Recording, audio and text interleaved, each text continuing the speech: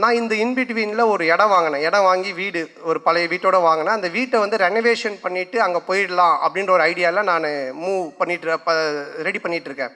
எங்கள் அம்மாவும் ஒய்ஃபும் வெள்ளிக்கிழமைனா அந்த வீட்டுக்கு போயிட்டு விளக்கு ஏற்றுவாங்க. அதை கேட்டு முடிச்சுட்டு எங்கடா இருக்க அப்படின்னு சொன்னால், மச்சான் அந்த மாதிரி நான் இந்த ஒரு இடம் வாங்கியிருக்கேன்டா, அங்கே ஒரு வீடு இருக்குது, அது ரெனோவேஷன் பண்ணிட்டு இருக்கேன். சரி நீ அங்கே நான் வந்துடுறேன் அப்படின்ட்டு அங்கே வந்தான். சரி ஓகே இது நான் இதான் மச்சான் வீடு நான் சொன்னேன்னா பார்த்துட்டு இல்லை, ஏய் என்னடா வீடு நல்லாவே இல்லையா மச்சான், அவன் உள்ளெல்லாம் போய் பார்த்துட்டுல மச்சான் அந்த வீட்டை இடிச்சிரு அப்படின்ட்டான். உடனே அவன் வந்து ஒரு பாய்க்கு ஃபோன் பண்ணால், ஒரு பாய் ஒருத்தர் வந்தார்.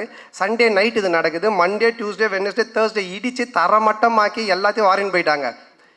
வெள்ளிக்கிழமைனா எங்கள் அம்மா ஒய்ஃபும் போய் விளக்கு ஏற்றுவாங்கல்ல, அவங்க வெள்ளிக்கிழமை போயிருக்காங்க.